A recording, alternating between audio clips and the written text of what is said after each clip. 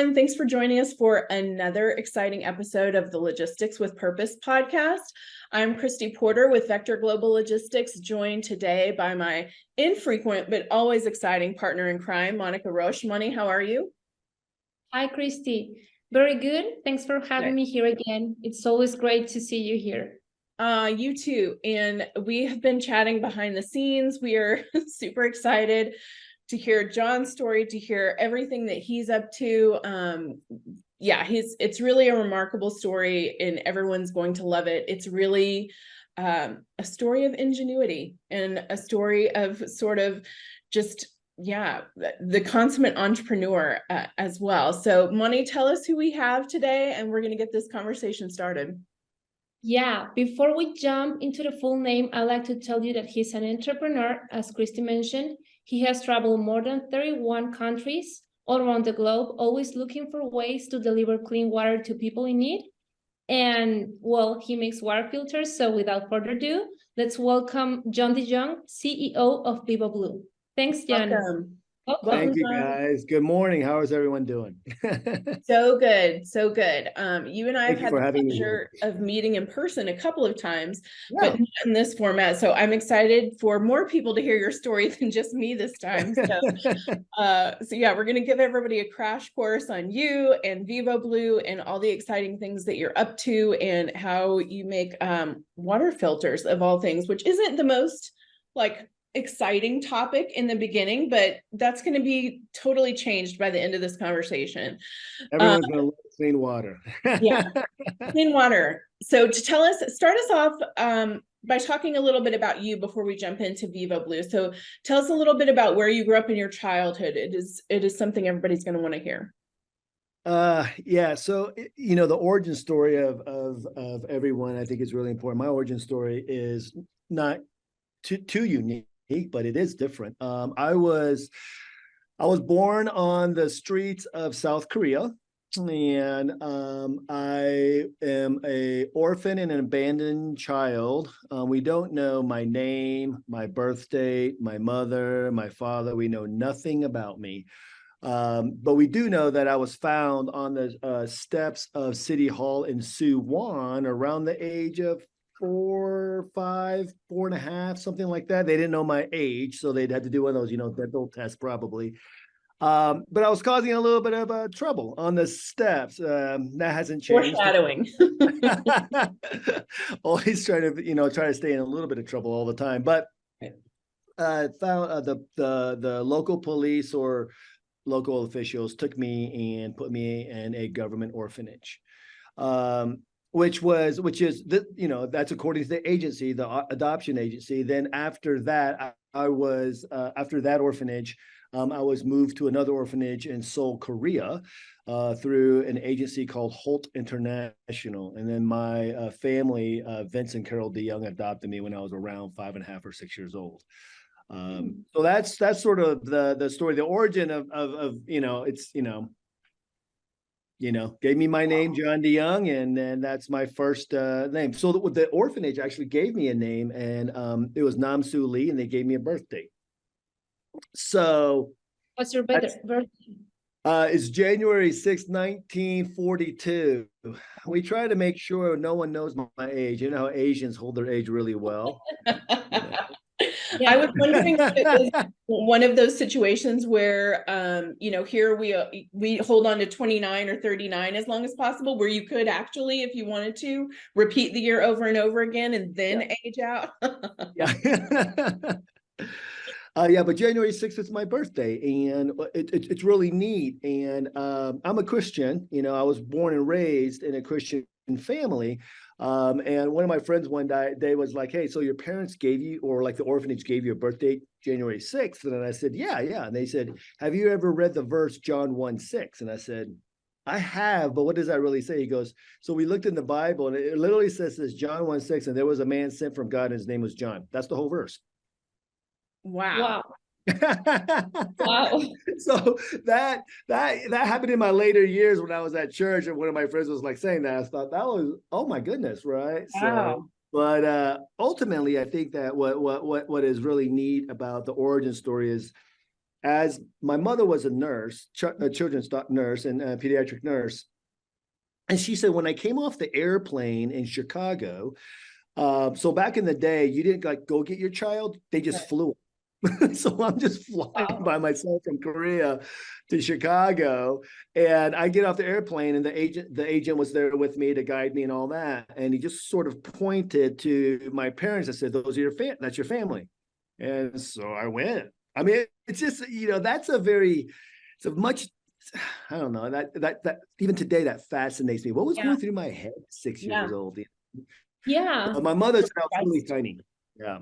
I was tiny, malnutrition, and I had a lot of parasites and worms. So I was about 6 years old, supposedly. Right. And my mother said it took months of medication and to get the worms, the tapeworms, the parasites out of my body. I mean, they were coming out in the fold. I was about the size of a toddler 3. So I was about half my size. Yeah. So my father said, my adopted father said, I could hold you in my hand. You're so little, but you're like 6. And we just couldn't figure, we were like, yeah, you know, he's 6 and he can talk, but he's so tiny, like a toddler. And so, but, you know, then I became healthy and my parents did a really good job and I grew up. And so when I look at that, I sense I was probably on the streets drinking water and whatever, eating food from whatever, and sleeping on the streets for many, many, many years of my life. And so it's been so it's really cool how it comes full circle over time that we would, you know, I mean, we just jumped 90 years, but how, you know, a organization or a filter comes back where we're serving children just like me in the streets all over around the world, and in the slums and in the villages and in some pretty remote countries. And so it's been a blessing. It's been really awesome, and I'm glad I'm doing it, you know. So sounds like you ended in the right place with a mother who was a nurse as well for the shape that you were in. Right.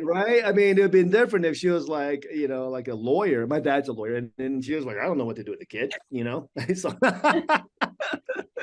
yeah, but she was, a wonderful mom, you know, pediatric nurse. So she knew how to nurture me through the next years to help me catch back up, because I was a really tiny kid. And even when I remember even being in middle school, like maybe 5th or 6th grade, sort of, but like I was just always really small.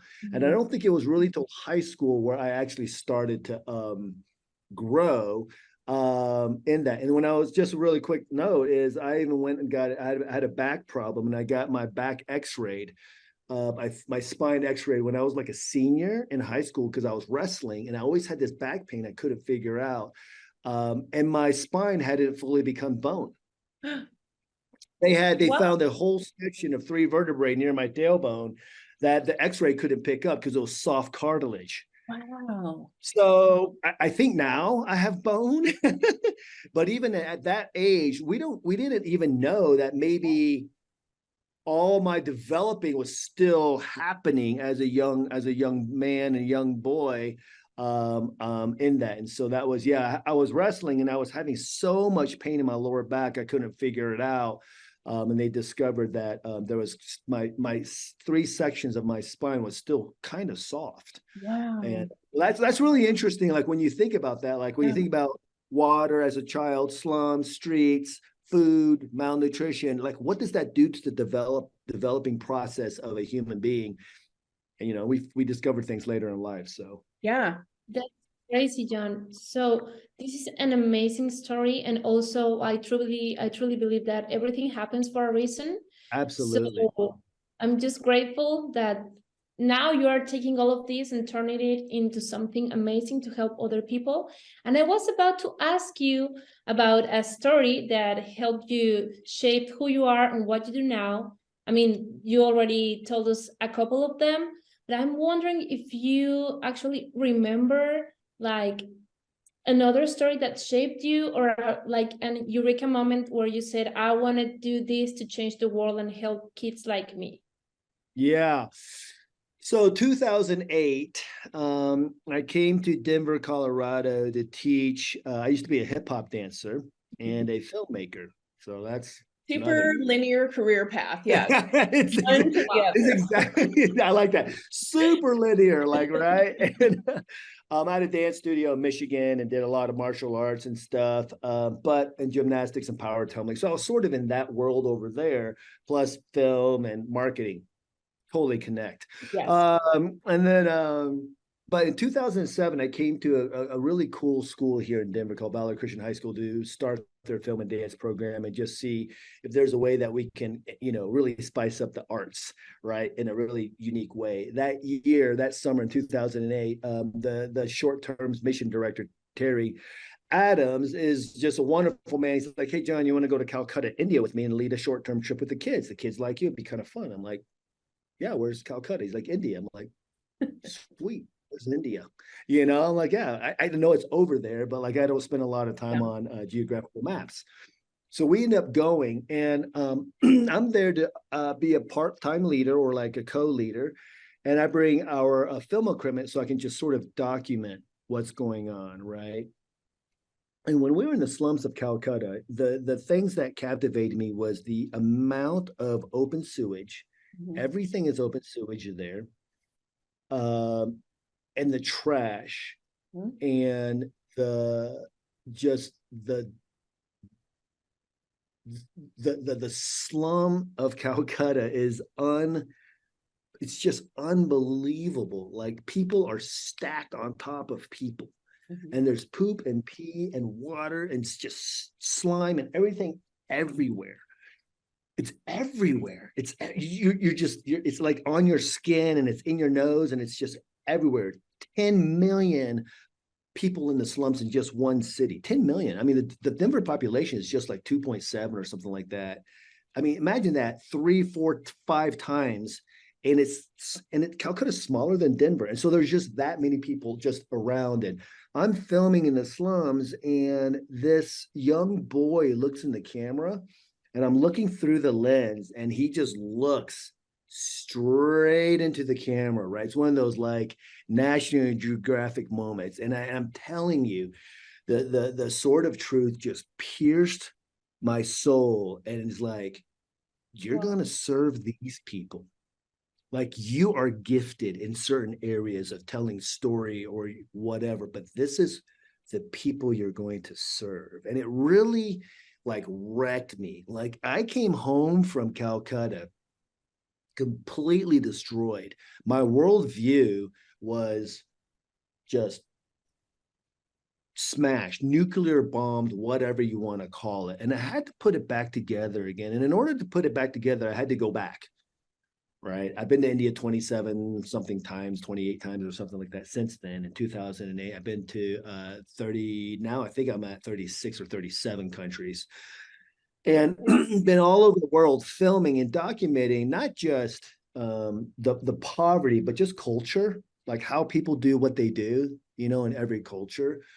And mm-hmm. in that, there's been like this poking and prodding, like you're going to be involved in a global, you're going to be involved in something global, and it's going to change children like you. And so that didn't know what it was. And that's when we started Vivoblu in 2019. And again, India was a huge part of that because my wife and I started a nonprofit in India in 2014, right? She came to India. Her heart was changed. And we, are working with a pastor there and a whole community. And we just started working with them and building schools, right? Bringing the children to schools and bringing them and educating them and giving them clean water and food and all that stuff. So that's just sort of started the wheel of Vivoblu. And it really was just, I'm telling you, I'm in this kid. He might have been like 13 or something like that, just looking straight at the camera. And he's just looking at the camera like deadpan, like a total National Geographic photo. And like all of this stuff sort of like downloaded in me and said, someday this is what you will do. And I just didn't know what it was because I was still a teacher at Valor. So, well, did you ever keep in touch with him, or did you see him? Yeah, he's part of our community. He actually, this young boy he ended up coming to our school and to our church. into our community, and he works part-time with our kids. So he's also on our soccer team and all that kind of stuff as well. He's a little bit older now. Well, that would put him probably at, let's see, 20, he's probably 28, and he works with BCU and some of our other people. Yeah. So he's in and out and all of that stuff. Still lives in the slums, but is totally connected to our community. And anytime his family needs anything, that's what our humanitarian company in India does, Moment and Global. So we do that. Whatever the community needs, you know. Amazing. So that's sort of there. Yeah, we kept in touch with him, his family. I think his father died. Had a really rough season there with his dad, but his mom and his family, we take care of whoever is in our community. So yeah. Incredible.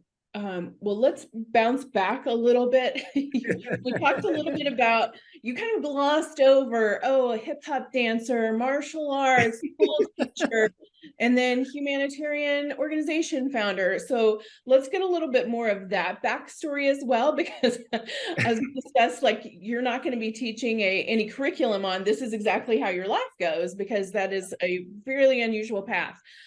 So let's talk a little bit about your personal career and how it sort of led one thing to another. Oh, that's great. So I think it starts with my father. My father is a very successful lawyer.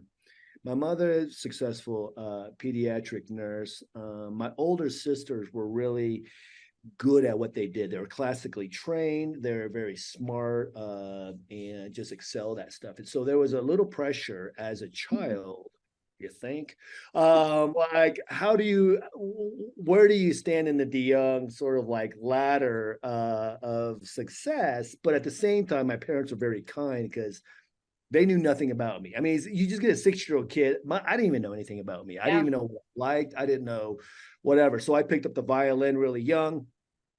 Didn't like the violin, but like sports. I really ended up in sports. So I did a lot of sports, a lot of martial arts and all of that. And then when I was young, in order for me to pay for my martial arts class, my father was like, go make your own money.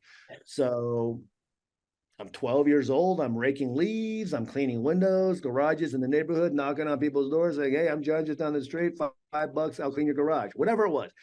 So my entrepreneurship was really for my father saying, go make your own money. Yes. You can do this. You know, a lot of kids nowadays don't buy their first car. I bought my first car. It was maybe like a $1,500 Plymouth Horizon. Do you remember those? It was a two-tone. It was gray on top, red on the bottom. It was it's just a box. Ugliest thing ever. That was my first car. So I did what I had to do. So I've been a little bit of a scrapper all along the way. I became a dancer around, I went to Calvin College, dropped out of college, realized I liked working. I just liked working. I wasn't good sitting down.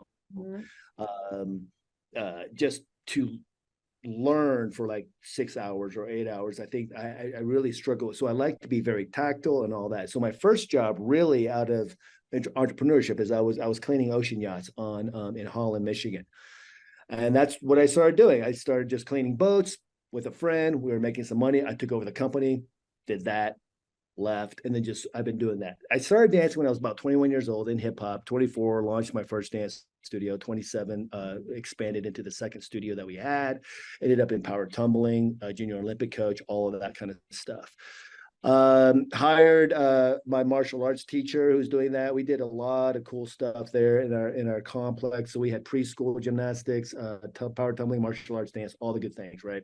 Fun that. And then I ended up leaving that into going into filmmaking. One of my friends was like, hey, you're pretty good at marketing. You built your studio pretty good. Would you help, one of our friends with film? And so I started learning about filmmaking and all that, helped that company grow 5X, sort of moved on, and then took those experiences and then came to Valor Christian High School to start poking into the dance. And that from there, I started traveling internationally, like truly, and then kind of got addicted to it, and then seeing the world and seeing other cultures and other people. And from there, from teaching at Valor, having a small marketing firm where we do websites, branding, marketing, design, all that stuff, helping Valor launch a lot of their marketing as well. It really was just around 2014 when after I've been to India quite a few times, working with Pastor Mahadeb, we assumed in partnership, let's work together and do this, better. And now he went from one small school of like, I think 30. Now we have about 600 students. Wow. We have 5 schools.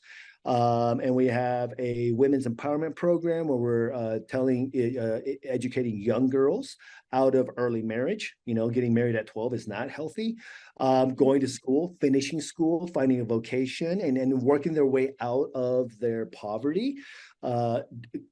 Obviously providing clean water in that, but nutrition, food, education, and all that. Even the young boys, we have a program there where we work through soccer, football, through them, and then teach them how out of their, walk alongside them out of their addictions, and teach them how to be men of God, right? Like, this is what a man is. This is how you treat women. This is like the things, right? And all of that. So doing a paradigm shift for these young boys is like, wait a minute, I don't just get to abuse the girls? No. So how about I abuse you? Just kidding. But we really sit down and talk with these young men, because these young boys no one's come alongside them and said, hey, let me challenge you in a couple of your life patterns or your thinking patterns. And if you think this way, it's gonna create trouble along your life and or keep you a slum boy, right? And so that the mentality and the heart behind these young boys, and what we do there is we really come alongside them, love them, right? And then take care of their needs so that they have an opportunity to go, oh, why do you do this? And we're like, well, because we actually want to teach you how to be a good man. Right? Super good. And so that's those are the things we do. Plus we just teach kids all over the place, so it's sort of fun. And that then became the Kristi, the water thing, because one of the things is what do you guys need? And they said, we need clean water. And it never dawned on me, what? The water coming out of the slum pipes and out of the well isn't good enough for you. I'm not gonna drink it, but right. Yes. I would never drink that, but for you it's good. But and so that really that was fascinating, that I would sort of walk into clean water for 2014-15, and then over a couple years, around 2019, we started Vivoblu. So I'm curious. Sorry, Moni. I'm curious too. You've been on a few dozen countries now, which few people have the ability to do that. What else are you? Obviously, you've learned some of these humanitarian lessons, and that's where Vivoblu came from, all of that. But I'm curious about some of the other just lessons you learned from being exposed to that many cultures, and kind of what jumped out at you for either commonalities or differences. I think there's here's something that's really unique. And I was just talking to my mother-in-law about this. I was like, when you get older, I said, I would love to invite you to me and my wife's home. I said, I think what I've learned a little bit in my travels is, I think I've experienced more relational equity in the developing countries than I do in America. Now we really like relational equity here, like being in a relationship, but in the countries that I've been to, like being in a relationship means something a little bit different, right? It's very integrated into their daily walk. And in that, I also have seen some patterns that we have in America versus, let's say, even I was just in Iraq. And I was just talking to my buddy there, and I'm like, what do you guys do with the elderly people? They go, they come home. We take care of our parents. He goes, what do you guys do in America? I go, we send them to a rest home. We go, see you later. And it's not all the time, but that was it. The other thing is I think that the difference, and then I could tell you about commonalities, which I really appreciate, Kristi, is like, I'm able to, in Calcutta or Africa, just walk into almost any home and say, hi, how are you doing? Or just walk into a neighborhood or whatever. And I feel completely safe, just walking around. And my wife is punching me in the shoulder going, you can't just do that. And I'm just walking in from slum house to slum house saying, hello, namaste, come on, Ocho, right? And they come out and they go, oh, and so I'm drinking their chai in their house. I'm having snacks and I have a translator and they're telling me their whole life story instantly. Yeah. And then I get a chance to tell them mine. Mm-hmm. Right. And there is a unique connection because I am from the streets that I too can say there was a point in my life where I would have been just like your kid, you know, and so that does draw that in a little bit more. I think relational equity is just so integrated in their work. They're everything that we do. We kind of compartmentalize things and saying, okay, mom's over here, you know, work is over here, my faith or whatever my religion is over here, my children over here, my wife's over here. Like we put it all in different little boxes, and then we still get a chance to look at it all, but we get to kind of pull out the boxes when we want. Mm-hmm. And I think what I've discovered traveling, I've seen even transformation in my heart is that it's starting to really mix. Mm-hmm. Right. And it's cool. It's really, really, really, really cool. So I think that's it. I love America. I love coming back because I get reminded how blessed we are, you know, and the opportunities that we have here. I don't think I could have started Vivoblu in India. I wouldn't have the opportunity in Thailand. I would not have had that opportunity in Rwanda or, you know, Iraq or whatever. It's very difficult to have opportunity, advancement, entrepreneurship in other countries unless you already have like an amazing amount of funds that just fund it or a group of people who are willing to fund it. So it's very difficult to start some things in other countries, I discovered in that. So, but all that to be said, no matter what, humans are humans. We're all like, we all desire connection and everybody wants to matter, no matter what it is, right? Everybody wants to matter. I'm walking. This is one little story, and I'll tell you. I'm a couple of years ago, right before COVID. I am walking in near our school, and there's a couple alleyways that are really dark, but there are like three girls sort of by the train tracks playing this game with rocks. And I'm sitting there and I'm looking at them, and it dawned on me, I know that street game. I know that. It flipped. So I walk over. Oops. That's my phone. Hold on. Stop. I walk over and I sit down with these young girls. One of them happens to be in our women's group, right? She's 14 years old. Name is Roma. And she's like, John, come. And so I go sit down with her and two other girls. And she points to these rocks. Now, a lot of kids know how to do this, but it was a really unique thing because the visual was, I've done this. Sit on the concrete floor, by the dirt, and played this game. And I'm playing this game where you toss up the rocks, you pick up one, you toss up the rocks, you pick up two, you toss up the rocks, you pick up three, you do this whole game thing, and then you throw them down, you do this whole thing with your hands. And I did it. We probably played for about an hour. And Juma just leans into me and says, just thank you for taking the time to do this.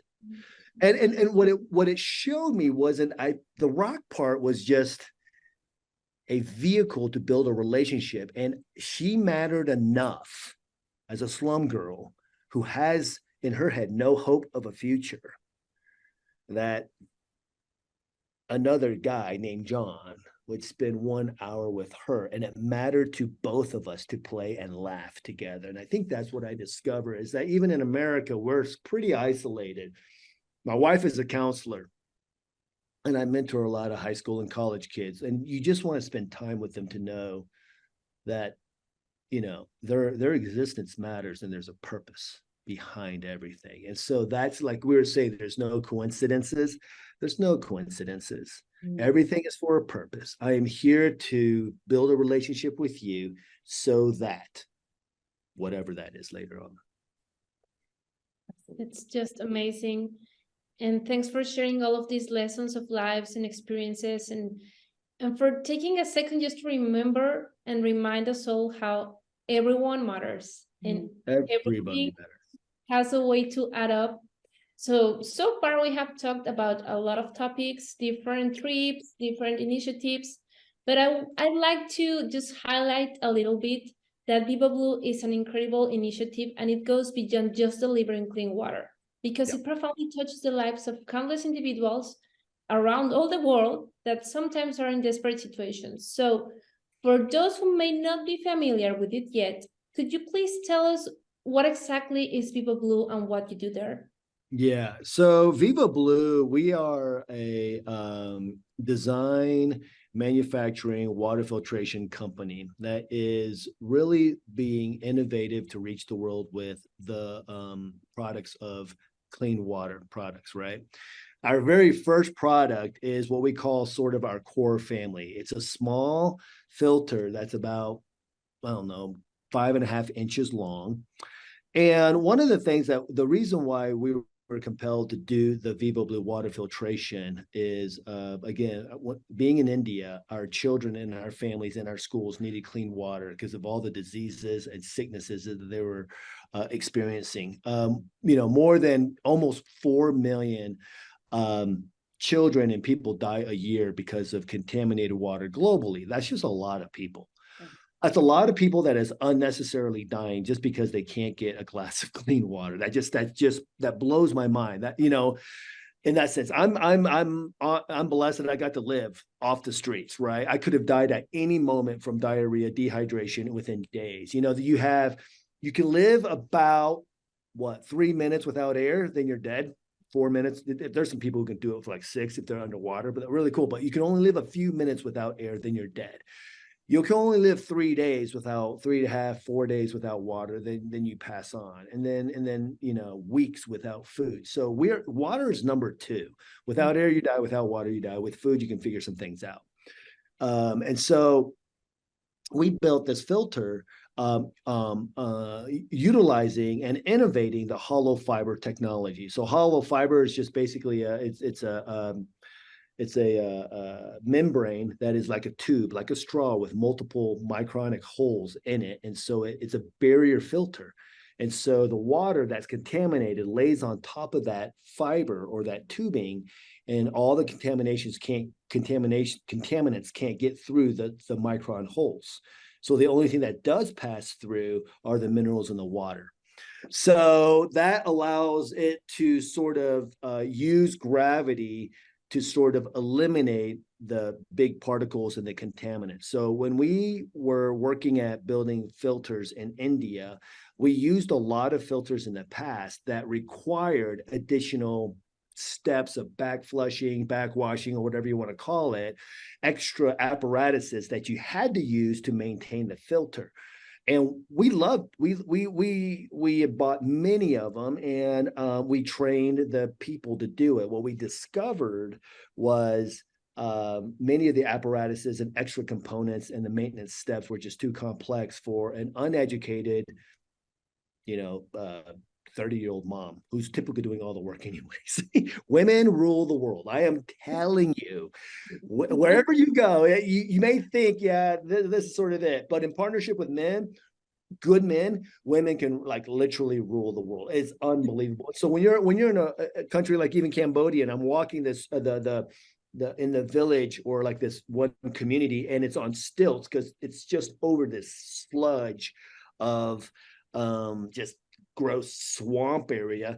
It's all women and their children. The guys are out there getting drunk, doing whatever they want. And so I'm hanging out with girls. I'm a dancer. I get it. It was cool. I was very comfortable. Right? I just hang out with a lot of women and their children. We're talking about like how we can help that community. But this hollow fiber, when I was talking to the women, whether it was in Rwanda, Cambodia or India, they wanted something that was really, really, really, I gave them a ton of examples. Like, I give them this filter or that filter. And then 3 or 4 months later, they're like, we don't want to do this. It doesn't work. So coming to the failure point, it was really an issue. And so that's why we developed this particular filter with a mindset and asking the end user, what would you want it to do? And they didn't know the rinse part of it. They just didn't want to maintain it. They're like, can you just make it easier? And can it fit in any bucket? Because that's all we carry. Right? We carry jerry cans and buckets. So just make it so easy that we can do it, right? Otherwise, we're just not going to do it, right? That makes sense, right? They got too many other things to do. They are working every day. These women are working every day to try to make $1, try to make $2 so they can feed their children that day. The last thing they're going to do is go back and do a 15-minute backwashing process on a water filter. You know, and their normal is this: my tummy hurts all the time. Sometimes I throw up because the bugs are so bad and the viruses and the chemicals are so bad in the water. Many times they just puke. They just puke up their food in the water, but it's normal. They have diarrhea constantly, right? They're always running and they're always in cramps. So it's like, imagine having like menstrual cramps 24 hours a day for 40 years of your life. That's what it is, because your tummy is just used to it, right? So you get, the normal is continual pain, continual diarrhea, throwing up, blah, blah, blah, blah, blah, and all the other things along the way. And then some people just die. That's the normal. That can't be the normal. Yeah.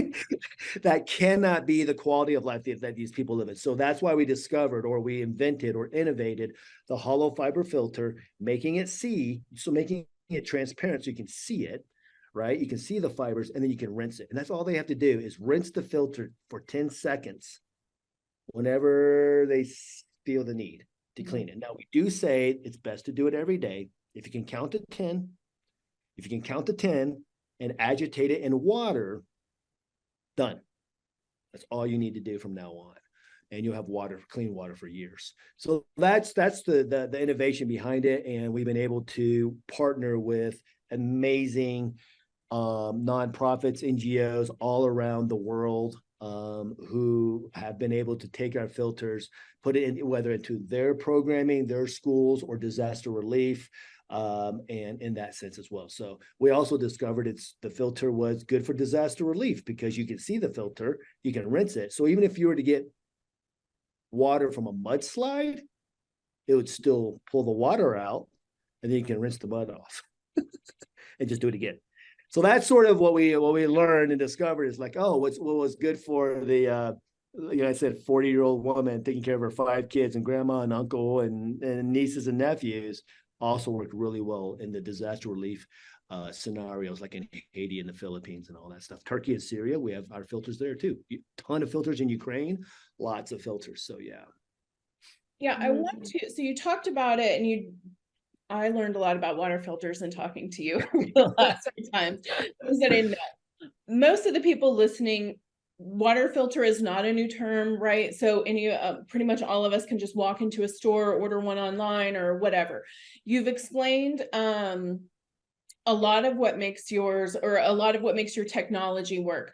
The thing I'd really like you to hone in on, for those who, again, are familiar with the term, probably have used them in their humanitarian projects, or maybe camping as Monty does, or in their homes or wherever. Can you talk a little bit more about not only how yours works, but really why yours is so different than almost from you, I learned it's kind of like almost a monopoly behind the scenes, right? Everybody kind of uses a version of this kind of standard model, which you improved on. So people may think, oh yeah, I know what he's talking about. I can run out to the store and get one, but really they can't, because yours is completely different and has been innovated on. So I'd really like you to also hone in on not just how yours work, but what sets yours apart. Yeah, that's a great question. So the hollow fiber membrane technology is nothing new. Organizations like Sawyer, LifeDraw, all of them use it. It's a basic white, sort of like a membrane. It's a plastic membrane. Like I said earlier, it has all of these holes. What ours is a little different. It's because it's in an open cage, right? Most of the other filters you'll see are in closed cages, and then it's a closed container, so that you don't really see the fibers, right? Now, more companies are starting to show the fibers, which is good, because if you can see the fibers, if you can see it, you can trust it. If you don't see it, you don't trust it. Like, imagine this: if you could never ever see your car's engine ever, you'd be like, I just don't know what's going really on. But it makes a weird noise, and you're like, and you can't open the engine ever, because if you do, then you've exposed it to something that will stop the actual car from running. So we just got to be, so that's sort of it. So we made it is you can see the engine, and not only see the engine, but you can clean and rinse the actual mechanism that cleans the water. So that's sort of the way that we did it. The other thing that we looked at was we worked with Colorado State University here with water, like I would say like water behavior. I learned a lot in this business. I learned a little bit about the way water behaves. Like, this is the nature of water. It wants to, water wants to always bond with something, which I didn't know. You just think H2O is here and it just goes on. No, it actually bonds with salt. It bonds with minerals. It bonds with iron. It bonds with something and it just carries it along, right? But water always wants to carry along another piece of water. So it's just like a bunch of buddies, like, hey, let's go. It's a party, right? Water is just a party. That's all it is. Water's a party. What you want to do is keep all the bad guys out of the party, right? And that's what hollow fiber actually does. Right?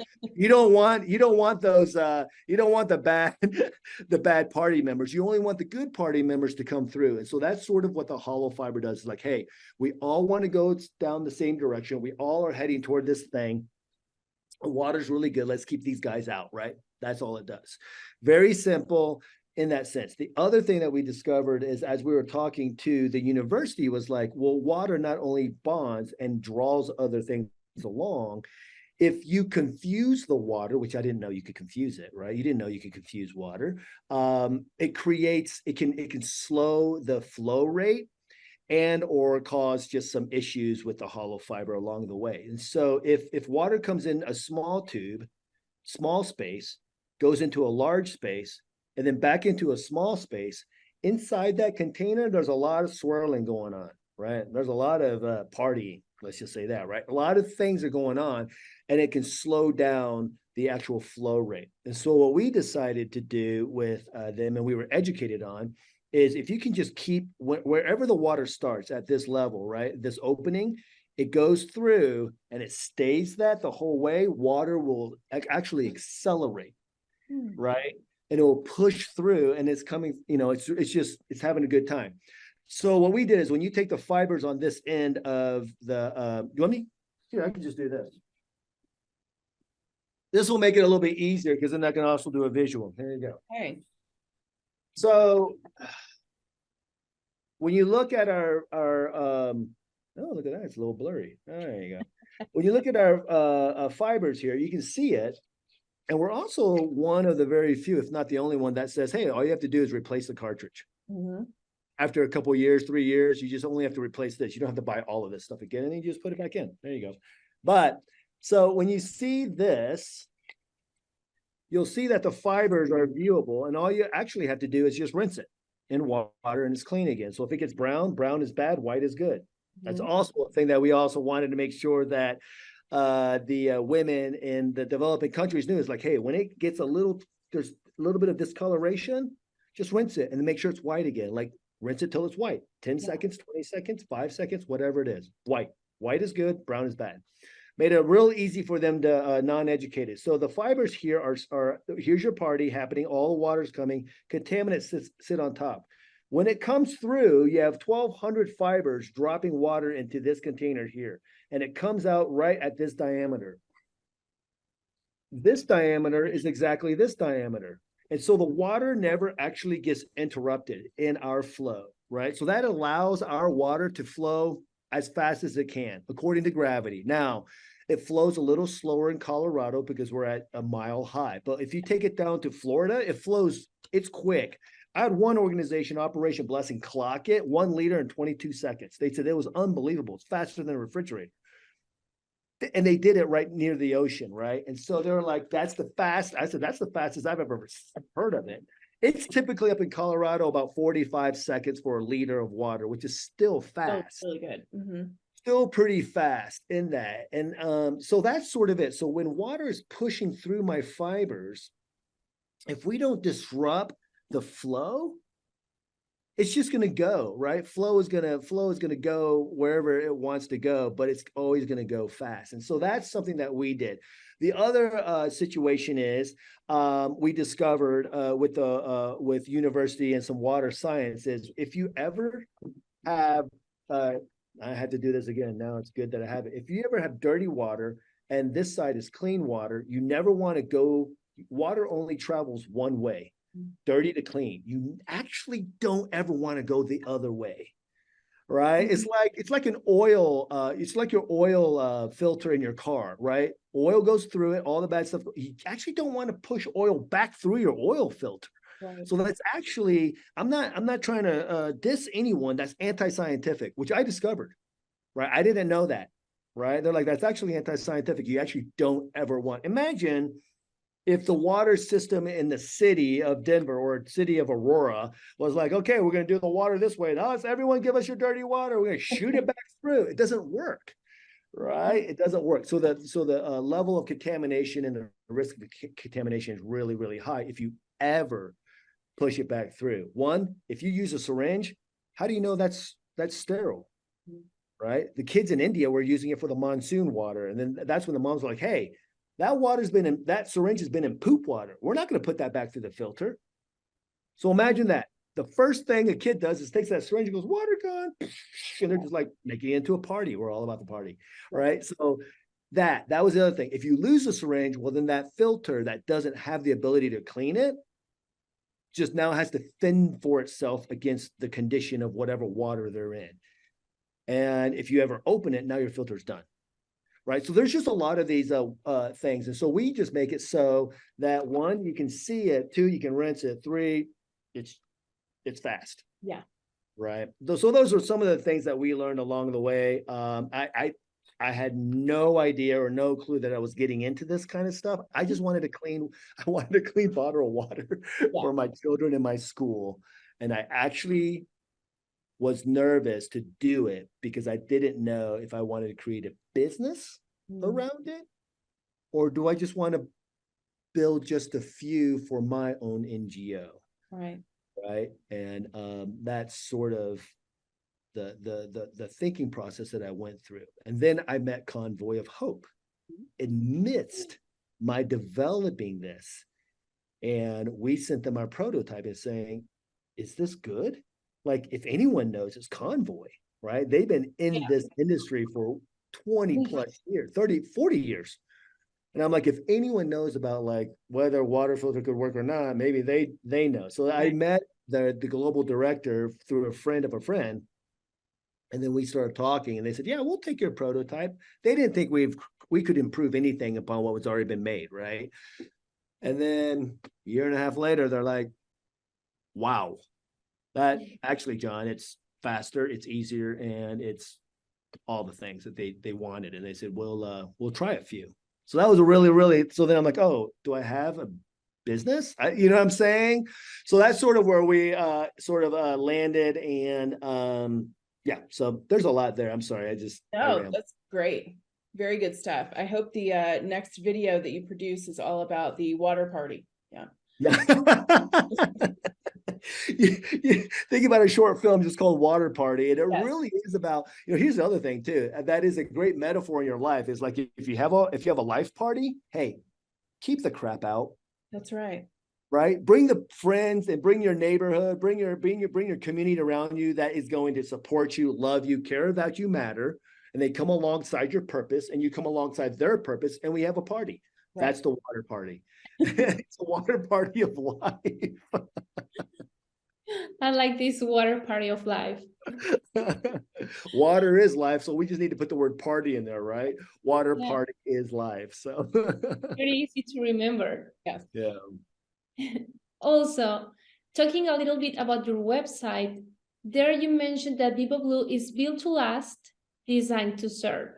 And this also highlights the exceptional design that the filters have, but also it tells about that for every purchase, you provide clean water to a family in need during an entire year. And that's just amazing. Not many companies or nonprofits have the capability to do it.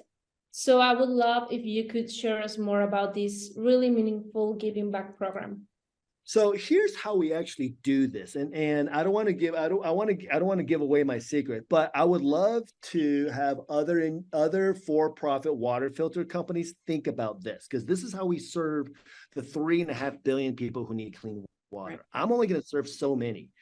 It's going to take 50 companies like me to actually help. So maybe it's good that I share this. So here's how we do it. It's really easy. So there's a lot of nonprofits out there. A lot of nonprofits out there that would love this filter or a filter like it, right? But they can't afford it, right? Now, what they can afford is something in their budget. These things are expensive to make, right? They last a long time. The technology isn't cheap. but they can be they cost money, and the companies, the manufacturers that make it have to make money so they can make another one, and they can innovate and create and make the world a better place. So that's just normal. People get weird about it, like, whoa, well, you're trying to make money. No, yes, we're trying to create a good, sustainable business. So you'll see that we have a huge a discount for our NGOs. I mean, our NGOs that purchase these, that can afford these, they get an extensive discount. I think the retail value of this used to be about $67, but we're bringing it down to about $55, $57. It's sort of like what a retail Amazon filter is. And a lot of NGOs can't afford that, right? So we carve out money from that purchase of retail. We carve out a percentage, and it goes into this pot over here. And then when an NGO says, hey, we can only afford X to purchase, guess what we do? We come along and subsidize that filter. Right? And so what that does is people are like, oh, you send a whole filter? No, we couldn't send a whole filter for like $8, right? It doesn't, that's impossible. But what I can do is an NGO comes and says, hey, we want 100 filters, right? But we can only afford this much. Then we carve out that money and we give them more, right? Because they can't afford the price of even the NGO. Because there's a lot of NGOs that are out there like, oh, we can only afford X. If we can, and I'm like, oh man, I really have to sell it for here. We'll carve out this, and we come alongside them. So we have a subsidy program, right? And we get the subsidy. So let's say a convoy says, hey, we can only buy X. And I'm like, man, let me see if I can carve out some of my money and see if I can give you an extra couple hundred. That's the way we gave them 600 into Ukraine. We gave them 600 filters to Ukraine. We ended up giving, I think, 600 to convoy in Ukraine. We gave 204. No, I think we gave like 400 to Operation Blessing. 600 or 800 Young Life, so we're able to come alongside these NGOs and say, hey, let's just serve more people, right? If I can give you $8 here for a filter, $10 here for a filter, $7 here, that's actually how you come alongside the NGO. The NGO has skin in the game. We come alongside them, and that filter gets delivered. And so that's sort of it. Now, I say only a year because I don't want to overpromise. I underpromise and overdeliver. So if our filter lasts 3 years, awesome. Yeah. I think it does, right? We have these filters in India. They've been lasting since 2019. They're still alive. Wow. Now, they're not as pretty as this. They're the first iteration. And I see them and I'm like, are they still working? And they're like, yeah. Now they're slower, but they still work. And I'm like, wow. Do you want a new one? And the women are like, no, it's good. We'll wait till it dies. Right? I'm like, because I can just give you want me a new one? They're like, no, it's good. So we've given a lot of new ones back to our Indian community. But many of the women are like, it works great still. The first ugly version you ever made, which was so clumsy, still works. And I'm like, that's really neat. Yeah. Really, really neat. Yeah. So that's sort of it. So that's how we do it. It works. And I like to jump in and interrupt a little bit because it's great to see. I mean, I volunteered a couple of times in different situations of my life. One of them was an earthquake in Mexico. Okay.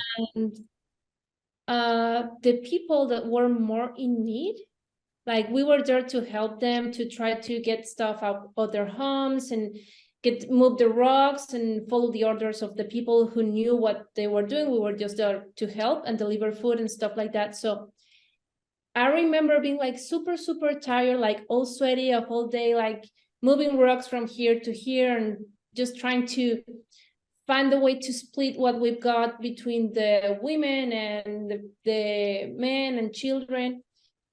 And at that moment, this lady came. We were there to help her. And she was like, hey, guys, here's water for you. And I made you tacos. And we were like, dude, we're here to help you. You just lost your house. You're like sleeping in the street and you have nothing. And now you want to give us back like what we brought. So the second you mentioned that these people tell you, well, wait, my filter's still good. It just the flashback came because it's the people that needs the most that also gives you back the most, and that is just beautiful. Yeah. And that also makes us keep our feet like in the floor and remember how lucky we are and how much we need to give back to others. And that's exactly what you're doing. So thank you. Amazing. Yeah. Well, that's awesome that you've been able to experience sort of a disaster, because you can learn so much from it. I went down to Louisiana, right to the bayou, right on the shores during Ida. Convoy of Hope and I partnered down, and we worked with a local church to just meet people and give them filters like this. One of the things I learned, again, learning, I am not an expert. Oh, remember, we're going back to hip hop. All right, just kidding. So what I learned in Ida in Louisiana was when a disaster happens, people do tend to leave the area a little bit, right? They move away to the more safer areas. But what also happens is then the resources are pushed to the edge, right? And it's hard to get the resources into the center of the location and all that. And so what typically happens, as I understand it, again, I'm a beginner in this, is water, food, medicine, and how tents and stuff, tarps sort of enter that thing. So now you got semis just coming in, right? And then you have electrical people, you have firemen, and so what happens is that little town, almost it can, with the people there, can double, triple in population. So think about that, right? Like just people are just coming in to help. There are people everywhere in Ida. Like I was down there, there's trucks and cars and whatever, and all of this stuff, people really helping. And there's just a long lineup of humanitarian aid trying to get in, which is good. Then as we're leaving, I just saw millions, if not thousands, if not millions of just plastic bottles everywhere and just trash. So the other thing that happens in a disaster relief is that city gets hammered, right? With food, boxes, plastic, bottles, and all that stuff. Now I know Coca-Cola and Pepsi goes like, hey, here's 1 million free bottles, but they're dumping those 1 million free plastic bottles into the neighborhood of La Fruge or La Foya, wherever we were. It's a very French little town that we were in. It was right on the bayou. I even drank the bayou water for the people. I took my filter and dumped it up and then drank it straight from the bayou. And they're like, dead people live in there.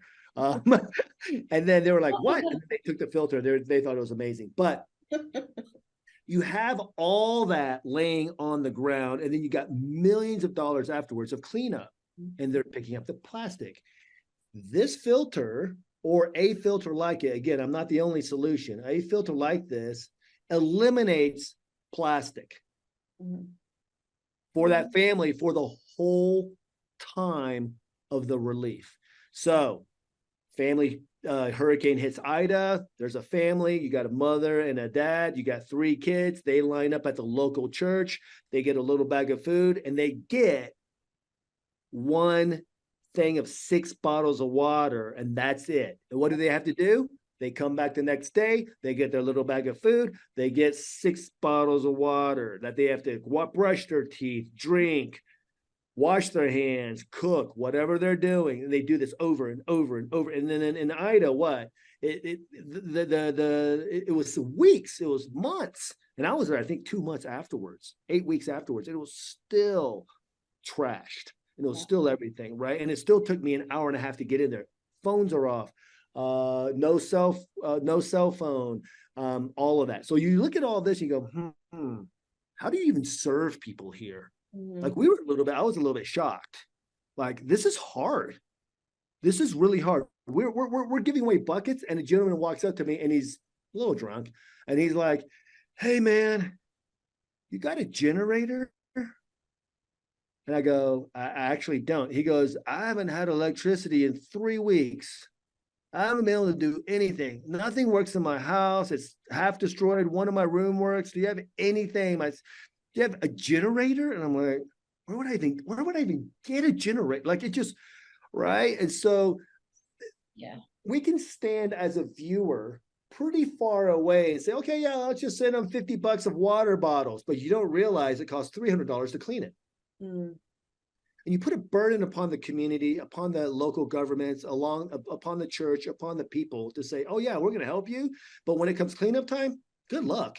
Yeah. Right. It's pretty rough. Yeah. It's pretty rough down there. And if you think of Katrina, they're still working on Katrina. Right. And so this filter, one way, stops the plastic. Millions of bottles of plastic that everyone's like, oh, climate change, blah, blah, blah, blah, global warming. Well, if you want to call it that, I have a solution. Just kidding. So, but that was really cool for me to learn. And I was tremendously educated, like you were when you were down in Mexico, like, wow, right?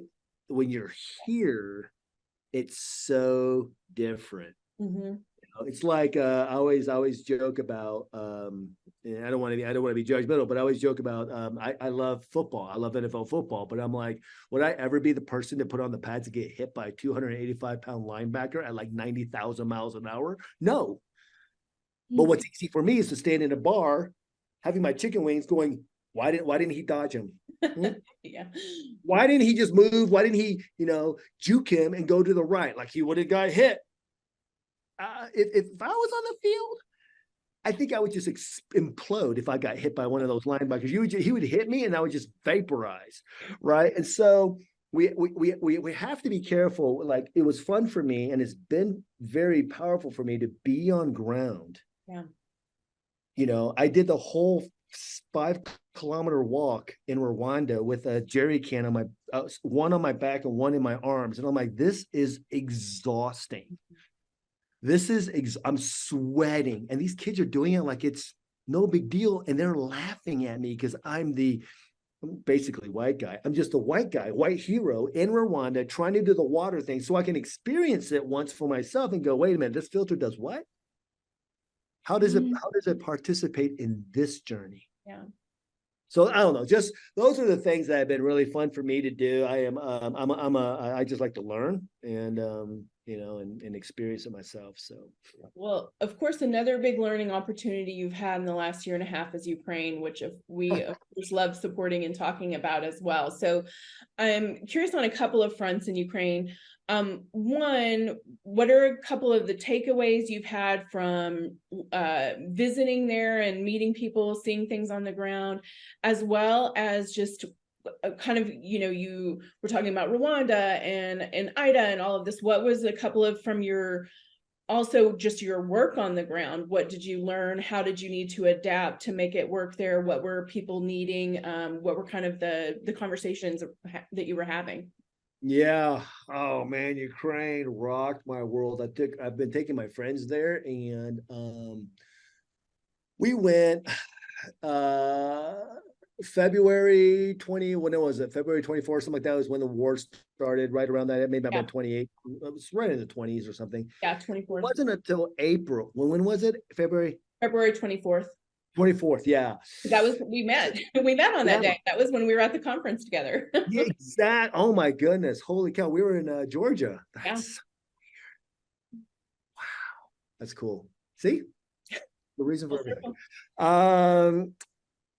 In April, my wife and I were talking about the Ukraine war a little bit.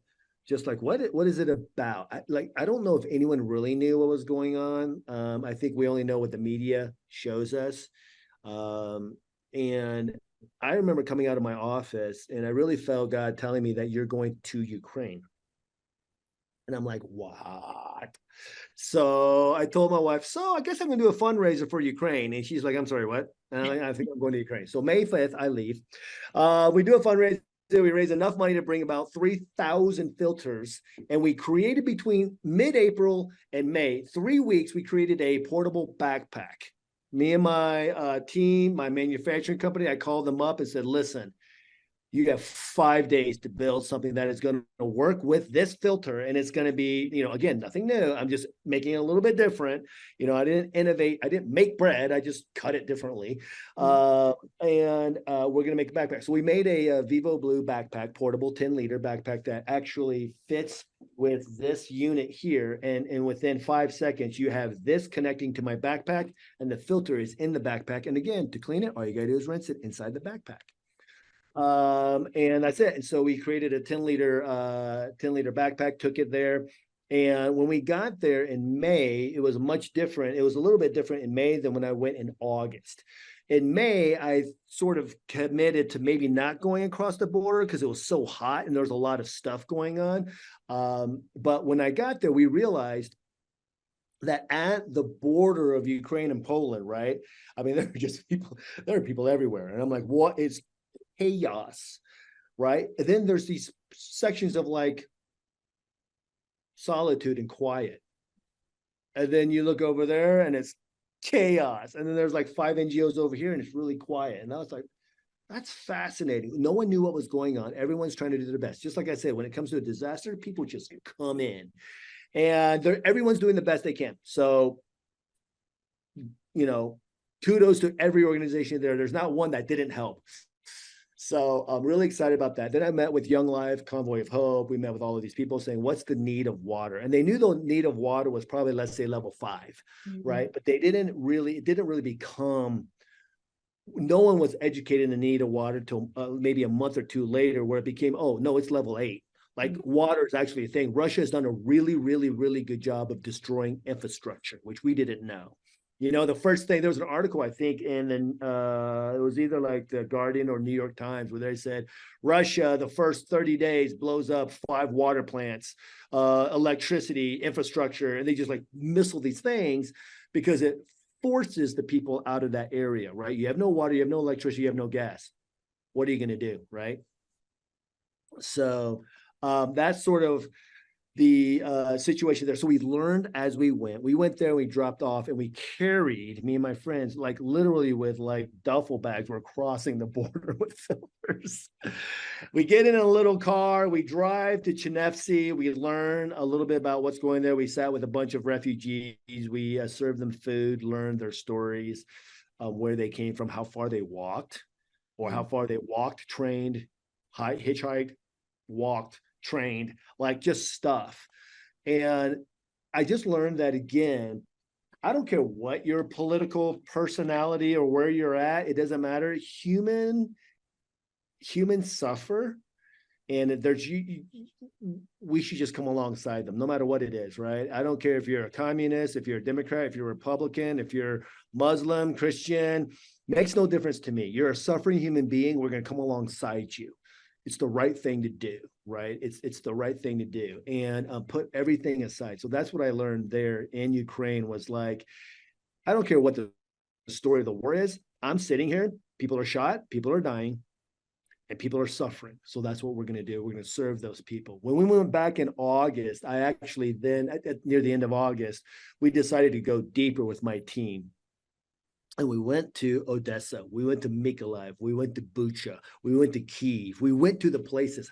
I ended up only a few hundred yards from the Russian line, just to do what we're doing and stuff. And while we were in the bunker of a little bunker, like I go down the steps and I'm like, this is like oh shit, what's that movie with Tom Hanks? Saving Private Ryan. Yeah. Yeah. Oh, like I'm not kidding. There is an elementary school blown up, totally destroyed. The bunker's underneath the school. And there is this amazing National Geographic picture of a swing set, tar black with the bomb, whatever, partial of it is destroyed. And I'm not kidding you. I couldn't take a picture of this because I'm not making it up. There's a tricycle like blown up on the floor right by the swing set. So the whole swing set's black and tarnished because of the bombs and the bullets and stuff. And then this tricycle is just broken and it's just in this thing. And this is where the Ukrainian soldiers are holding up. So to me, I'm like, there's children being shot and killed. So then we go down into the bunker, and I'm walking in this little narrow hallway, and there's bottles of water, right? And there's bullets, and there's guns, and missile rocket launchers, and things that I don't know much about. Now I look over to the right, and there's a communication guy. He's on a headset, and he's literally doing Morse code. And I'm like, I'm in a movie. Yeah. I love movies. I make them. So then I'm walking down, and then we end up in the med back room, this little bitty room, probably, I would say 8 by 10, 80 square feet. And there's 2 beds, and there's the medic. And so then I spent some time telling her, these are the water, could you use them? And she's like, oh my gosh, like we have to ration our water bottles because we only get water once a week, if that. And if we don't get it, we're going and we're digging to get water. We have to dig to find the water table. So she's like, this is amazing. And I'm like, okay, yeah, you can go to the river now and there's a river like 2 kilometers down the road, and you can actually put it on the back and take 10 liters. So we gave her a couple hundred filters and backpacks. While we're doing the interview, there is a man being pulled in. He'd been shot twice in the leg. And they pull him in, and they stop the interview, and we back out of the room. And then I realized, how close are we? How close are we? And they're like, they're just over there. We had to get a truck really quick, we had to drive in really fast, put him in the truck and drive him back. 3 minutes. Wow. So I said, team, let's wrap it up. And so being there on ground is a perspective changer. It's a transformer of your heart, your mind, and whatever. Everyone's talking about Ukraine all the time in the war. I'm telling you, they're being killed. They're being shot. They're being trafficked. They're being all the things you have some sort of suspicion on. It's happening. I know the government's doing their government thing, whatever, fine. But there's millions of people suffering. And so that's what our company's about. It's like, just throw that aside. None of that matters. Let's just get in there and help some people. So. Thank you. And John, talking about precisely Ukraine, and that you were there, you were also asked to create a filter that could remove some chemicals, if I'm not wrong. Yeah, so we're working on a UF filter right now under the sink. And this was actually sort of we'll say this prompted and ignited by Iraq. So I went to Iraq, Erbil, Iraq, to meet my buddy there, to see if there's an opportunity for us to give some filters to this refugee camp that has about 40,000 people in it. And he is really involved in anti-trafficking. And anti-trafficking, there's a lot of that going, well, there's a lot of trafficking going on in Iraq, but where these women are coming out, they're being put sort of into these remote areas, and sometimes water is tough to get by. And if there is a river or a lake nearby, or if there's piping still in, the water in Iraq isn't very safe. They're discovering there's a lot of chemicals, a lot of things in it. And first and foremost, just contaminants. And so we went there, and I took my filter and backpack there, thinking that initially this could help the people. And this is another thing. It's like every situation may ask for a different type of filter. And I went near their water plant and did a video so the water minister could look at this, and I drank their water right out of the river, and with the backpack and all that. But when we sat with the water minister in Iraq, he's like, this is amazing. I've never seen anything like this. And the fact that you drank it there I wouldn't even do that. So it was a testament to the filter, but they wanted something that actually worked with their systems, housing, whatever, and that. So we're working on a ultrafiltration filter that is under the sink with another activated filter that would come alongside it, still making it very cost effective, so lower income families can afford it to have clean water for years, rinsable, all the things.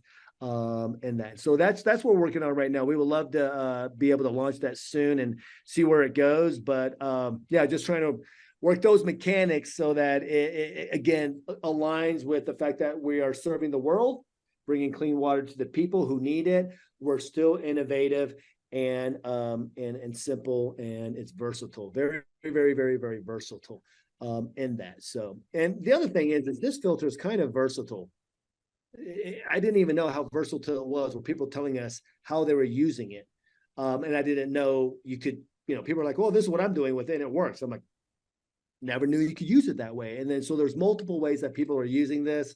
What's great about this is you can just dump this into, let's say you're in a boiler alert situation, or I don't know, whatever. You can put this in the bathtub and just drink it. You can put it in the toilet and drink it. You can drink it straight from here, whatever you want. When we did it in Ida, there are some people, we ran out of buckets. And so some people were like, well, we have a rain catcher tarp. And I'm like, yeah, you know what?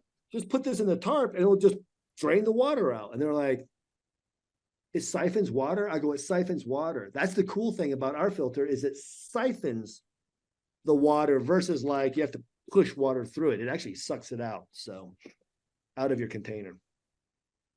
Incredible. Yeah, every day sounds like a learning experience on the job. Every day.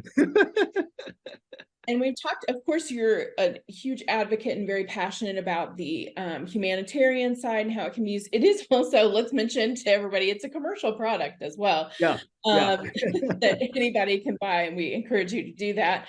And also, speaking of another learning opportunity, you have both the for-profit side, you have the nonprofit side. How have you what have your experiences been? How is it different? How is it the same? What is that? What have been some of the surprising moments in running both sides?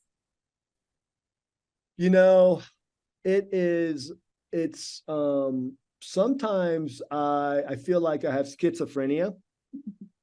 And then I'm just kidding, split person. I don't, trust me. Well, maybe my wife thinks so, but my heart doesn't change. Right, whether I'm working the manufacturing side of Vivoblu, or if I'm talking the NGO side of India, or globally, or the nonprofit side, where we're trying to help other organizations get more filters and be able to serve more people, the heart of it doesn't actually change. But what is interesting is the end user purchaser or whatever changes slightly along the way. In that. And one of the things that I've learned is you're just sort of going to, Vivoblu, you're just going to get what you get. What's cool, what people say about me to some extent is you just kind of get John. John is John, whether he's in India or in a boardroom meeting. Even my board members are like, slow down. But it's sort of that, you know what I'm saying? Like, you just kind of get Vivoblu, you kind of get John DeYoung where you go, or you get, one of my other partners, Terry, you just get them. That's just who you get. And I like it because we're not trying to be anything we're not.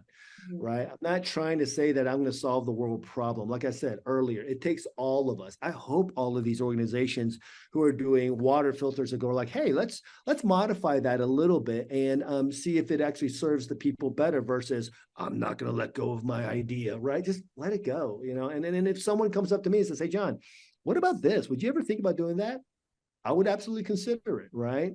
And so that's how we kind of ended up in the Iraq thing with the new filter anyways. He's like, well, we don't like your filter. I mean, we like it, but we can't use it. Right. How about this? Oh, that's interesting, in that sense. So I have learned collaboration is unique. Yeah. I know NGOs are difficult sometimes to partner with because they have sometimes they can have a mindset of scarcity, and I'm a little bit more of an abundance sort of mindset. So I'm like, hey, if the resources aren't there, let's just go find some, right? And if you don't find it, great, let's go over here and try to find some more, right? I mean, it's around. There's plenty of money on the planet. Money's not the issue; it's the heart. Right? There's more money, go, oh, America's in, whatever. No. There's more money. Trust me. Right? Like if you were to take 1% of all the professional players in the NFL and basketball, you could probably solve world hunger. You really could.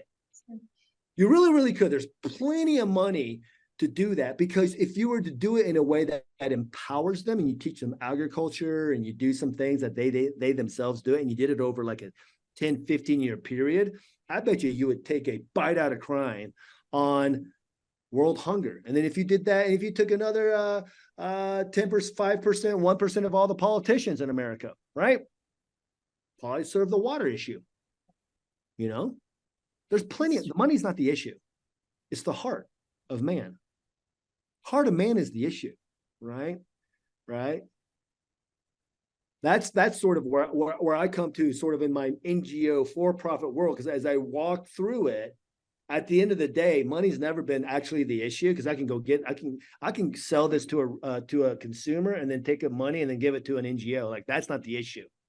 It's just whether or not the consumer is willing to do that, right? It's just that's where it sort of lies in that sense. I'm not guilting anyone to like buy my filter, do whatever you want. I'm just saying that we together, right? Imagine this. Let me just say this. If 1% of the world, which would be, what's 1% of 8 billion people? 80 million, right? Is that right? Mm-hmm. Yes. If 1% of the world, that's 80 million people, gave $100 a year, Cool. What could we solve? Pretty much everything.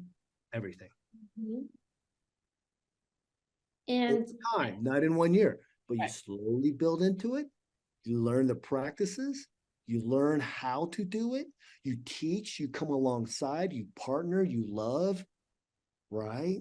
And you do it in grace, and you do it out of mercy, and you do it out of compassion and empathy, like real empathy, like go to Africa and walk 5 miles for a bucket of water and then come back another 5 miles and then drink poop water and get sick. No, not allowed. If 80 million people did that, you think they'd buy one filter for a child? Probably would. Mine, fine. Someone else's, great. I don't care. That could change the world. 1% of the world would give $100 intentionally to a community or to a family somehow. The world would change. It's not, money has never been the issue. It's the heart of man. So. Interesting. Oh, did that get your? She's thinking. I've been one. There's a couple 1% organizations out there saying 1%. I'm like, man, I just want 1% of the world to dive in. The other 99%, you can go do what you want to do. No guilt, no shame. Do whatever you want to do. Fine. But if 1% could rise, if 1%, come on, people, let's go. I'll do it. I'll start it. Kristi, you and I, let's go. Yeah. We'll start the 1% campaign and see if we can get 1% of the world to give 1%, which is $100, which is what? $10,000 or less. If you make $10,000 or less, you only have to give $100. Yeah. That's it. Or more, $10,000 or more. Sorry, my bad. If you make 10,000 or more, you give 1%, which is 100 once a year. That's all you do. We take that money and we actually start solving things like a Rubik's Cube. Yeah. And it would be just amazing. And the good thing is that there's a lot of good people also trying to do good stuff and doing the best they can in nonprofits and for profits and daily and making the difference, just trying to help the person next to them. And I truly believe that at some point, difference is being made every second. We just need to keep encouraging it until we achieve bigger things, bigger stuff. And now I have another interesting question for you. Are you ready? Oh, how interesting. Do I have to answer? I'm just kidding. It's about you, so hopefully you find it interesting.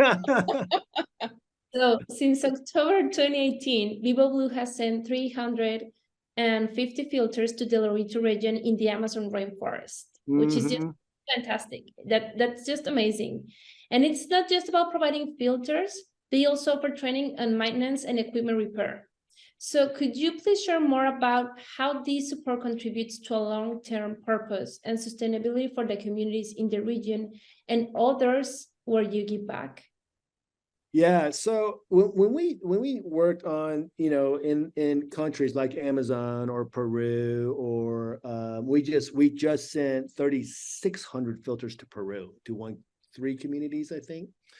And that what we're discovering is, because of the simplicity of use of our filter, right? The simplicity of it creates a ecosystem. It comes alongside the ecosystem of the community.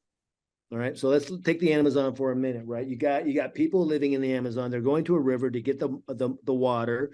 And they're doing it in the rainy season, dry season, or whatever season they're in, right? If it's the rainy season, that water is out of control and it's muddy, and it's because it's just rushing through. Dry season is probably a little less and all that.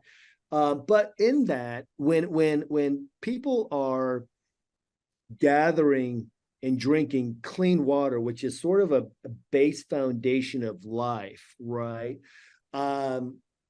It changes the ecosystem of the person, the family, and the community. Let me explain that a little bit. The person can go to work or go to school. I think the World Health Organization says contaminated water is like 40% of the children, like a child only goes to school 60% of the time because 40% of the time they're sick.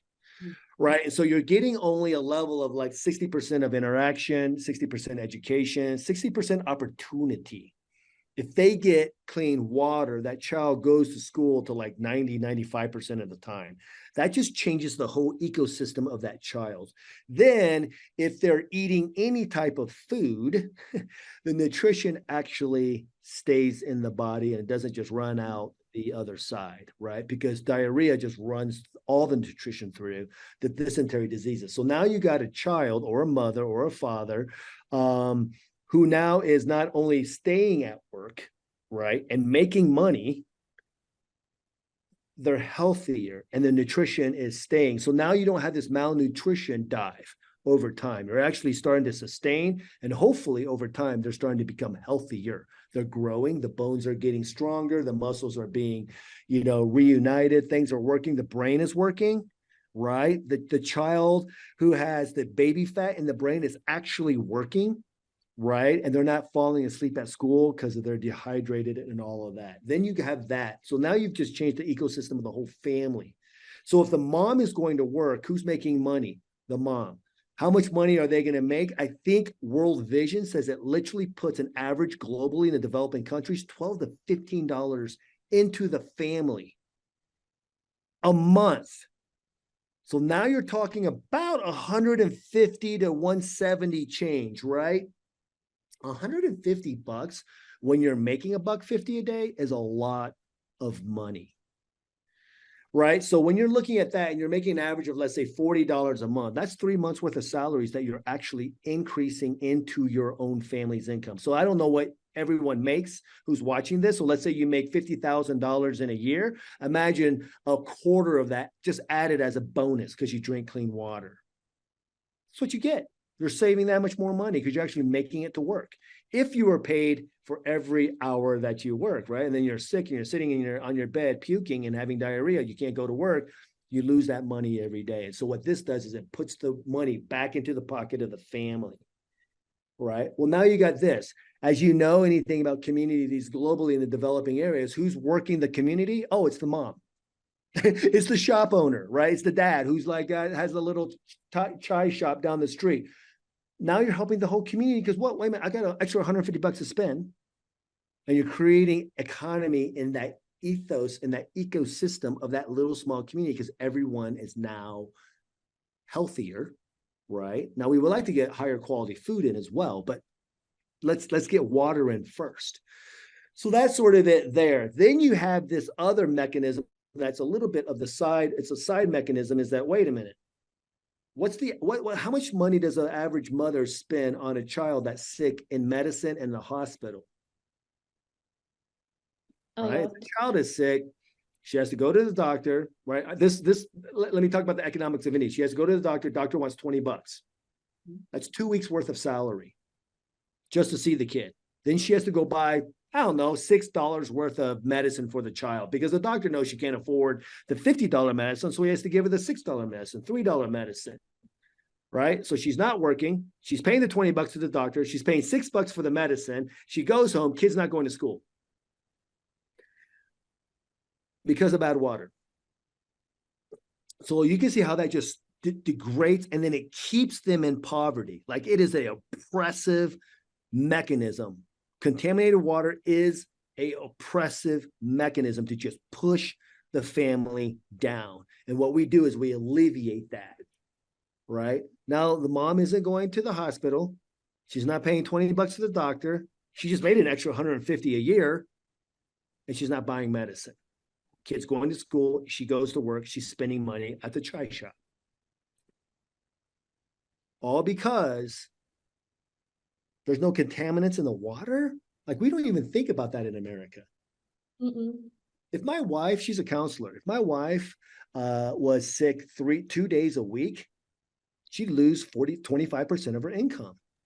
And I would be taking her to the hospital or the doctor every other month because it would get bad, right? It would get bad. Sooner or later, it's going to get really, really, really bad. And then I spend the money. And then there's a chance that if I don't get her to the hospital in time, she dies. We don't live there, right? But there's 3.5 billion people who do. So the heart of man has to change so we care about that one child. One filter, one family, one filter, one neighborhood. I don't care. Put this in a 50-gallon bucket. Serve 10 families. Fine, do it. But serve. So it really becomes that. Is like, travel the world to Italy. Awesome. But take a moment and go see some of the outskirt things and how other people live a little bit, right? Or I go to Albania, right? I love Albania. It's so beautiful. The food is great. Coffee is amazing.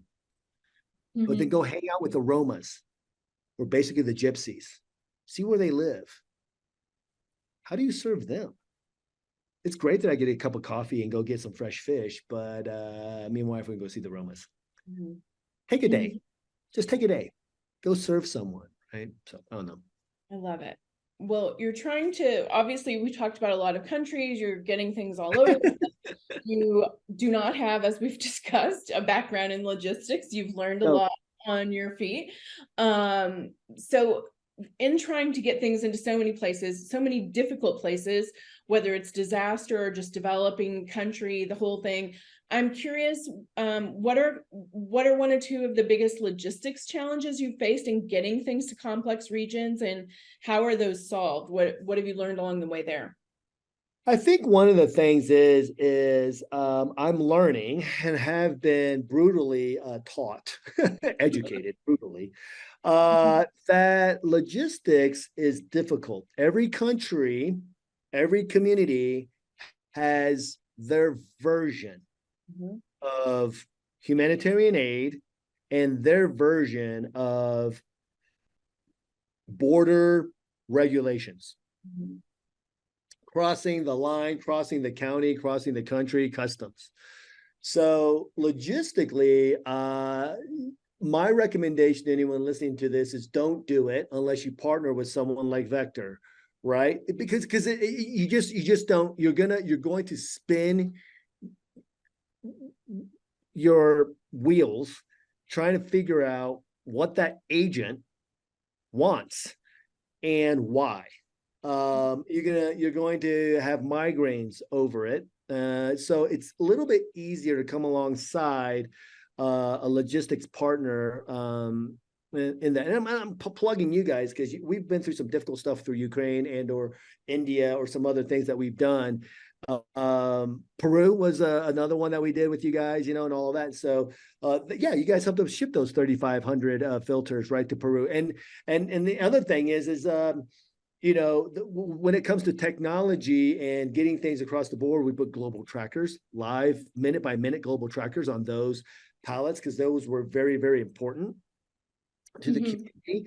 The client who needed the filters also knew when it was coming to the port. Like, there's just all of that information along the way. I'm learning the acronym. Sometimes I'll get an acronym. I'm like, what is that? Like, what do you mean?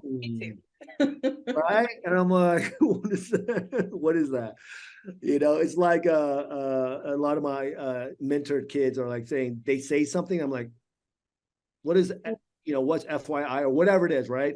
Now I know that. But back in the day, I was like, what is that? What is for your information? Well, why can't you just say, well, for your information, right? But yeah, I learned a lot. And one of the things is like, it's never fluid. But it's way more the level of success and the chance of success is better when you partner with someone like that. So I just think that's what you want to do, whether you're a manufacturer or shipping something in quantities or whatnot. It's because the education and knowledge is there. You don't know how to deliver in Iraq. You don't know how to deliver in Peru. You don't know how to deliver in Ukraine. You don't know everyone's got a different idea, right? In that. So that's sort of where we logistically, it can be a nightmare, and then also partnering with someone can make that nightmare. You can wake up from the dream, right? And you go, oh, right, because the goal is, everyone's goal is to get that product, in my case, water filtration, to that human being who needs it. And so to partner with an organization that sort of is like, okay, we have the same vision and goal and mission as you. Let's do this together and come alongside it. Because I'm sure there's been a few things that were like, you guys were even like, oh, why do we need that paper? But we need it, right? The custom agent's like, I want this paper. Yep. Why? I mean, you got to learn a lot about regulations around the globe. Yeah. Everyone has different laws, different requirements, and it's kind of like the water, like you were mentioning. Sometimes we don't imagine like how different things are in other countries or how difficult, and it's the same. For example, in America, in the US, in Mexico, in a lot of countries, we just need digital documentation for customs clearance. And then there's countries like Africa, for example, where you need to literally ship the original documents from the steamship line and make sure that they arrive on time to an address. And I mean, you've traveled a lot, so you probably know how the addresses are there. It's like the references are like, yeah, it's the building with the black door behind the one with the green. Those are the references that sometimes we need to give in order for the documents to arrive. So right, we really put our heart into it. So thanks a lot for trusting us and for letting us help you all of this amazing magic happen. Yeah, it's not easy. You guys don't have an easy job because you're dealing with, like you said, different, not only regulations, but different personalities.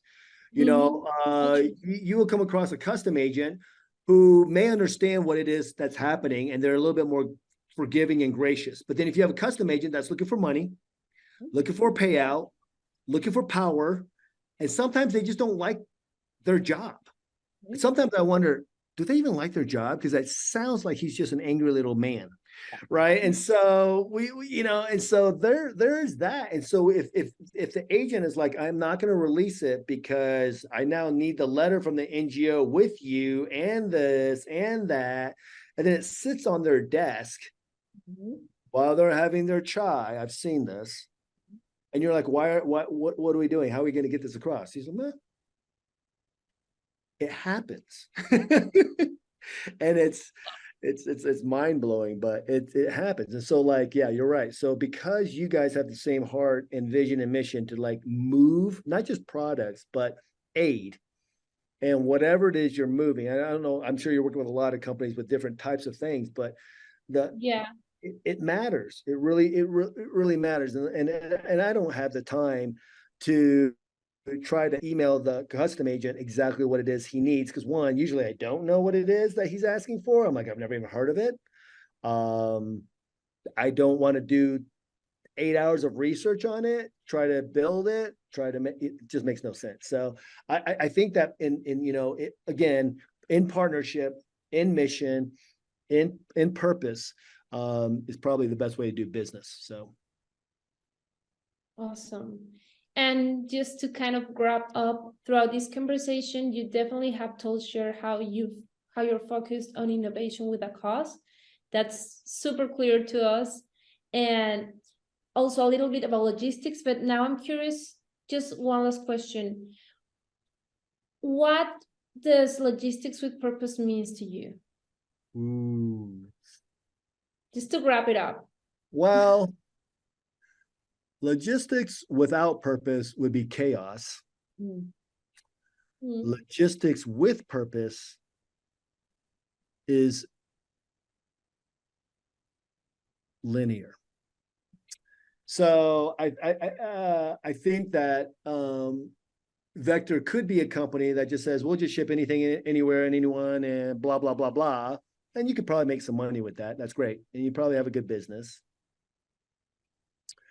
But if you think about logistics with a purpose, it hopefully gets you up in the morning because you know what you are doing is providing a service not only to a company such as mine, but you're actually providing service to an end user, whoever that end user is that needs that thing, the product or whatever it is along the way, aid or anything.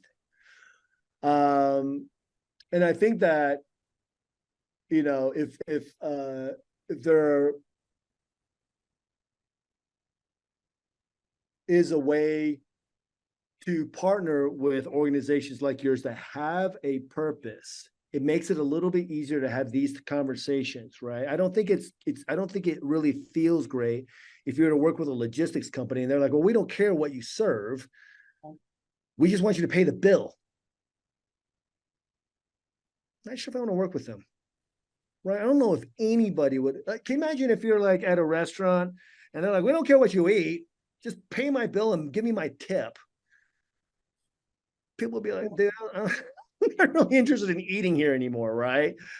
Right. And so I think that because you guys are like, hey, where's it going, Ukraine? John, we love the fact that you're serving the refugees, military, or whoever needs it and all that kind of stuff, working with organizations you are. We also partner with many of the partners you partner with. Yeah, how can we help? It just makes a lot more sense to me. And logistics is really about A, B, C, D, E, F, G, H, I, J, K, Z, and it lands. Right. But if it's linear and it has that purpose, my sense is it's going to arrive a little bit because people care about that. It's going to get there. And if it's logistics with no purpose, then it's just chaotic and you're just throwing dirt in the air, I guess. I don't know. It gets there, you know, just pay the bill when it gets there. You're like, you just lose. Right. I mean, if we partner with you in things, I get excited about it. I'm more interested in working with you guys more. If you guys didn't care, I'd probably go somewhere else. Just so you know that, to be honest. Sure. Because I'm driven by that type of things. And I like to work with people who are driven by those types of things. And, you know, I'd probably do a couple projects with you. And if I was talking to my logistics girl, Valerie, a little bit, but what do you think? She's like, they're kind of weird or whatever. I'm like, let's find another company that cares about what we do, right? That just makes sense. That just really makes sense. You don't have to care about my company, but you care about the end result of what it is that's going to happen. People getting clean water, people's lives being transformed. And what a cool way to do that by utilizing logistics as a tool and a mechanism to transform and impact millions of lives. I mean, I would love to see a metric from you guys, if you guys ever send it out saying we have been able to touch 450 million people with our logistics. Can we touch another million with you? Like, how cool would that be? For you to go, well, we've been in business for this long. We've been able to partner with this many people in these organizations. This is how many people they're touching. These are the products we've shipped. Maybe more than 500,000 people, but we've been able to impact. You know, I don't care if you're sending t-shirts, right? I don't care if you're sending t-shirts, because I tell you what, when we give t-shirts to our Asha girls in India, new t-shirts to them, they are excited because they've been wearing the same shirt for 7 months, the same shirt, and we give them a new one. They're pumped. We just did it last week. I have pictures to show you. Asha girls, they all came from Baylor University, right? Kids from Baylor University went to my nonprofit in India and served them and gave them t-shirts. Wow. These young girls, 90 girls, right? It's beautiful. That's the power.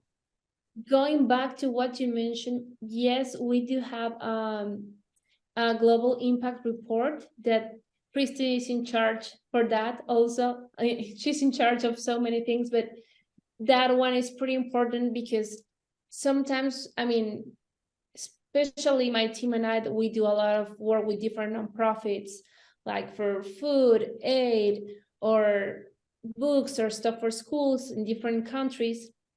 I mean, that's part of what motivates us to do our work every day and to be sure that what we do matters.